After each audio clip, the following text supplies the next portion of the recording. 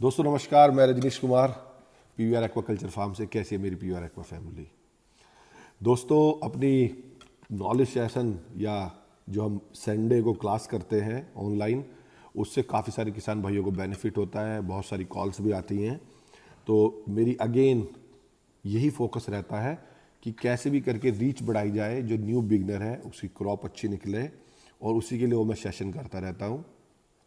और मेरी सबसे रिक्वेस्ट है कि वो सारी वीडियोस भी देख ले, तो उसकी I believe more than 95% problems resolve हो जाएंगी अगर वो सारी वीडियोस भी देख लेता है।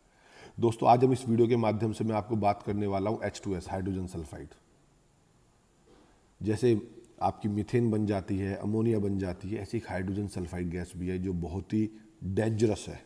वो आपकी वाटर बॉडी बन जाती है। आपने देखा होगा बहुत बार कि कई सारी वीडियोस में या अपने पोंड पे भी देखा होगा कि आप अपनी पोंड की नीचे की स्लज वाली मिट्टी उठाते हैं तो पूरी ब्लैकिश हो रहती है, बहुत ज़्यादा ब्लैकिश तो वो कहीं ना कहीं उसमें हाइड्रोजन सल्फाइड इनबिल्ड हो गई है।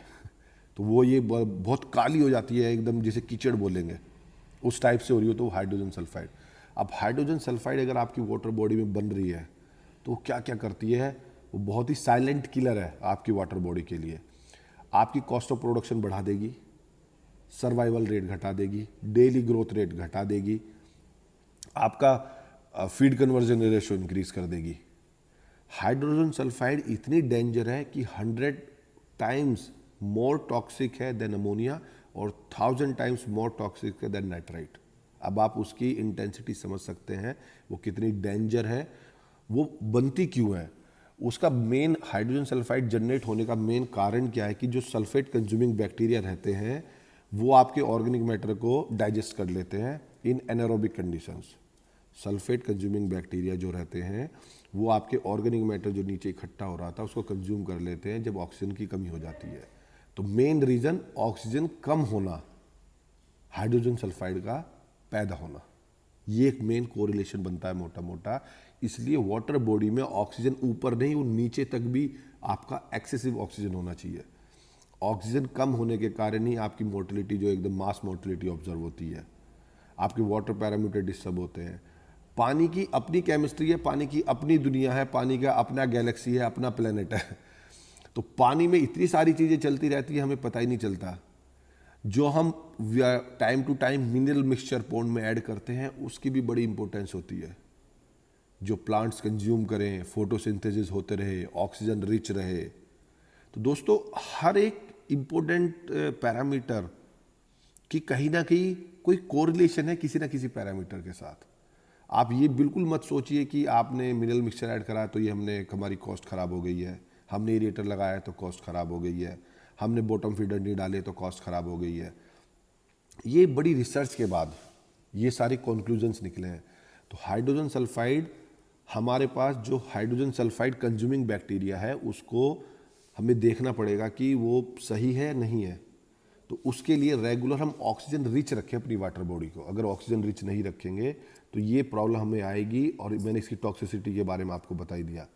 ये अमोनिया से 100 टाइम्स डेंजर है। आपको पता तक नहीं चलेगा कि ये कब आपकी वाटर बॉडी पे अटैक हुआ और कब आपका पूरा लाइव स्टॉक डेड हो गया। जब आपकी हैवी रेन होती है, मतलब ऐसा नहीं कि 1 घंटा बारिश हुई, जब कंटिन्यूस 3-4 दिन हैवी रेन होती है तो उससे आपके वाटर पैरामीटर्स सारे डिस्टर्ब हो जाते हैं और हाइड्रोजन सल्फाइड को एनकरेज करती है। क्योंकि सारे पैरामीटर्स आपका पीएच, हाइड्रोजन सल्फाइड के लिए मेन आपको 3 पैरामीटर बड़े ध्यान रखने होंगे: temperature, pH and oxygen. Temperature और पीएच अगर दोनों बढ़ रहे हैं, टेम्परेचर भी बढ़ रहा है, पीएच भी बढ़ रहा है, तो आप बिलीव करना आपका 100% वहां पे अमोनिया शूट होने का 100% चांस है। आपका टेम्परेचर जब बढ़ता है तो डिजोल्व ऑक्सीजन कम हो जाता है, पीएच ज़्यादा वेरी करता है तो एक्वेटिक लाइफ डिस्टर्ब हो जाती है। तो पीएच, डिजोल्व ऑक्सीजन और टेम्परेचर का इक्विलिब्रियम मेंटेन रहना चाहिए। इसीलिए मैं कहता हूँ पानी के पैरामीटर ओवरनाइट कभी चेंज नहीं होते, पानी के पैरामीटर को चेंज होने में टाइम लगता है। तो इसलिए weekly minimum water parameters maintain करते रहें। दोस्तों, बने रहें अपने पीवीआर एक्वा यूट्यूब चैनल पर।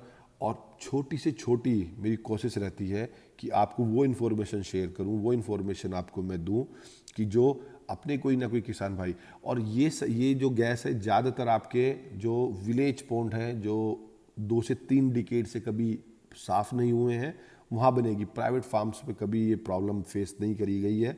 जितने फार्म्स में घुमाया मैंने लोगों से कंसर्न करा है, लेकिन गांव के पॉन्ड्स में सबसे ज़्यादा आपका oxygen dissolution dip, ammonia shoot, hydrogen sulphide creation, तो उसके कारण आपकी मास मोर्टिलिटी ऑब्जर्व होती है। दोस्तों, मछली के काम में हमें 2 ही बातों पे बड़ा फोकस रखना है, मछली चोरी ना हो और मछली मरे ना, अन्यथा आप भी इंजॉय करो, मछली भी इंजॉय करेगी। बने रहे पीवीआर का यूट्यूब चैनल पर। धन्यवाद।